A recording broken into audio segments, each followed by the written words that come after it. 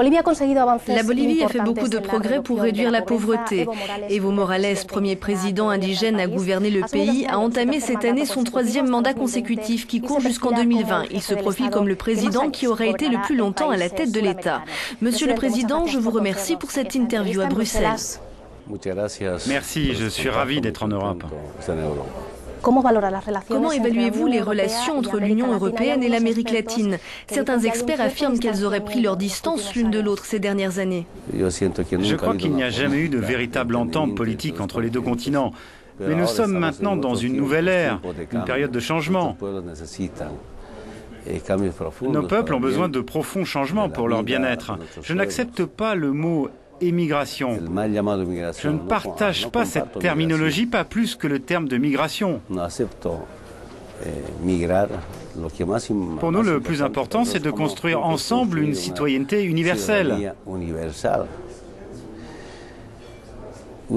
Selon les dernières données de l'Organisation internationale pour les migrations, il y a plus d'Européens qui sont arrivés en Amérique latine et dans les Caraïbes que de Latino-Américains qui sont venus en Europe.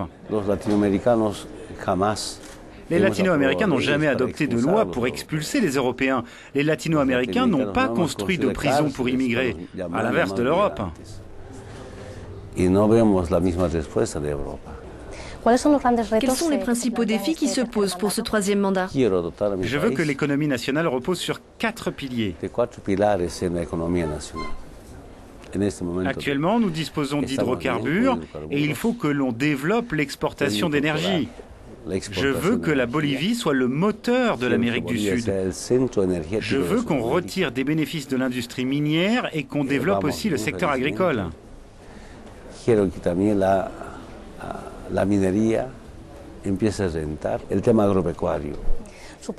Votre pays aspire à l'adhésion au marché commun du Sud, le Mercosur. Quand la Bolivie pourra-t-elle s'y engager? Cette année? Oui, nous avons espoir de faire partie du Mercosur. Mais nous voulons aussi une négociation conjointe sans se faire imposer quoi que ce soit, y compris les intérêts particuliers des régions.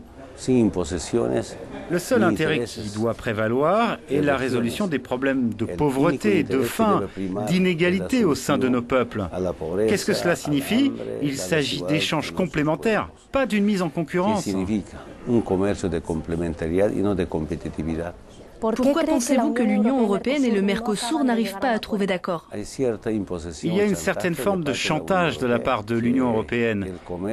Ils proposent de faire un commerce basé sur la compétitivité, le libre-échange, un marché non régulé. Nous disons non, parce qu'avec la compétitivité, qui sont les bénéficiaires? Les grandes multinationales et non les peuples. C'est pour ça qu'il doit y avoir l'intervention des États dans le domaine commercial. Un commerce de solidarité, un commerce équitable, en particulier pour savoir comment on peut répartir nos besoins. En plus, on doit développer la filière biologique pour améliorer notre qualité de vie.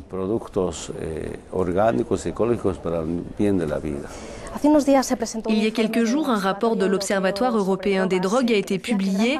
Il dit qu'une grande partie de la cocaïne consommée en Europe provient de pays tels que la Bolivie, la Colombie et le Pérou. Que fait votre gouvernement pour lutter contre le trafic de drogue? Notre modèle de lutte contre le trafic de drogue a été reconnu par l'Union européenne et l'Organisation des Nations unies. Mais on doit améliorer le recours aux technologies. Si la Bolivie avait des radars, ce serait vraiment un pays modèle dans la lutte contre le trafic de drogue. Maintenant, nous saluons l'Union européenne qui apporte une contribution de 53 millions d'euros dans la lutte contre le trafic de drogue. C'est une contribution inconditionnelle et sans chantage. L'Union valorise l'effort réalisé par le gouvernement bolivien. Monsieur le Président, sur la question des violences faites aux femmes, c'est une question qui a été débattue au Parlement européen il y a quelques jours. L'ONU a aussi exprimé sa préoccupation au sujet du nombre de meurtres de femmes enregistrés en Bolivie. Pourquoi y a-t-il si peu de décisions judiciaires et comment peut-on mieux protéger les femmes? Avant, quand il n'y avait pas de règles ou de normes contre les violences faites aux femmes ou contre le machisme, peu de femmes portaient plainte. Avant, beaucoup de meurtres de femmes restaient dans la sphère domestique et inconnus de la police.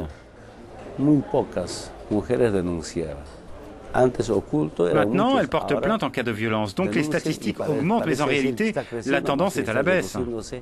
Mais il semble qu'il y ait peu de jugement. Peut-être faut-il travailler davantage avec la justice.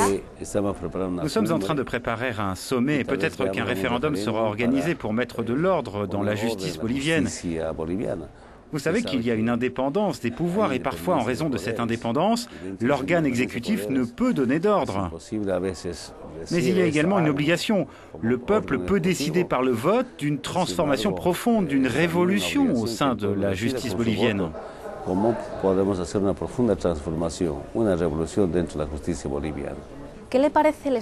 Vous êtes un grand fan de football. Que pensez-vous du scandale de la FIFA et de cette crise? Le football mondial laisse beaucoup à désirer. Le football est le patrimoine de l'humanité. Il n'est pas possible que cela devienne le business de certains dirigeants du football mondial. Nous rejetons et condamnons la corruption au sein du monde du football. Par